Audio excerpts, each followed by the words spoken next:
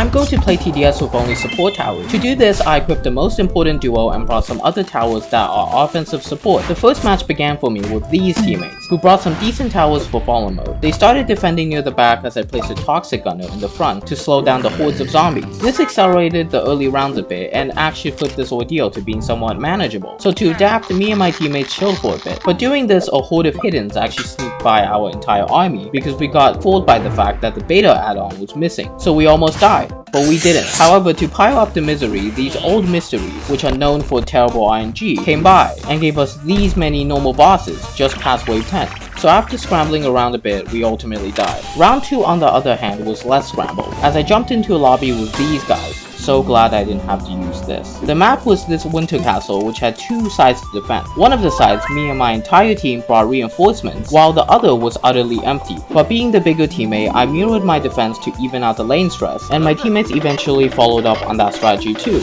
with some militants that were extremely efficient, so we were breezing through the waves. Honestly, this game was going pretty good, but unfortunately our towers were not exactly the most synergetic, so we eventually fell behind on firepower and lost. The next game on the other hand was much more well equipped, as I removed Electroshocker and replaced it with Fawn, the best economy tower in TDS, ranking above Cowboy. I got into a game with these lads who actually had some good loadouts, but unfortunately one of them left via elevator betrayal, so me and the other guy was just left there to rot. To combat this, we picked Molten Mode. I honestly should have just started with this, and we laid down some average protection. My teammate here didn't have the best towers, but it was definitely enough to beat Molten Mode, so we trenched on like this. I switched to farming and juggled back and forth like a good partner, but then I zoomed out and was like, hey, where's my guy? Turns out he left, so I was on my last stand. I started placing lots of frost blasters against the fire enemies while stacking the slowness with toxic gunner. Unfortunately for me though was the fact that I had auto skip turned on, so the enemies kept holding onto each other and I eventually got overwhelmed and lost.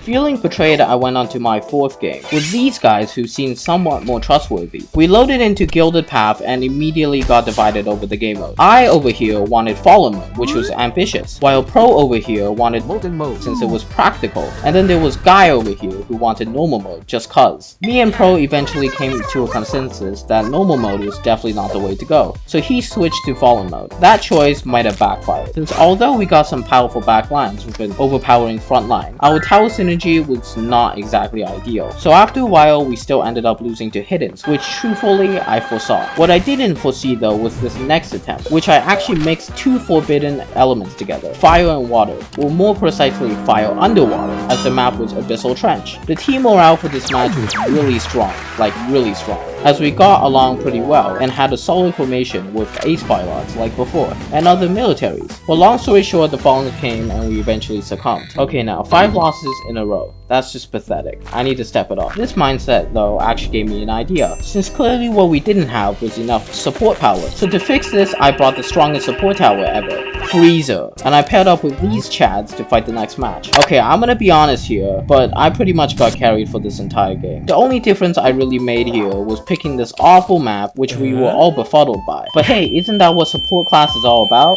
Anyways, now I'm gonna talk about the game. Our entire team here actually had great towers, some with duplicate supports, but overall it was okay, since we mutually agreed that I was gonna be the one to take on that role. One of the chads actually had this accelerator, the plushie version, which looked awesome at the trade-off of a really expensive cost. So by taking the entire centerpiece of the map between these 2 ships, we mowed through all the waves leading up to the final wave. This final wave though was also a piece of cake, as I, yes I mean me, chained commandos like a Poseidon of gaming while healing all the towers with the medic like a goddess. So finally, after a long day of playing support, we took the boss fairly quickly in a few seconds and got an honorable dub. So there you go. I played the grueling role of being a support guy in TDS. What did I learn, you may ask? Well, Paintballer is in support tower, so that's the thing. But what we can all learn is to hit that like button and subscribe. Yes, I know I'm being cringe, but speaking of cringe, check out this cringy attempt of me trying to beat TDS with 2 accounts at the same time. And same as always, bye bye.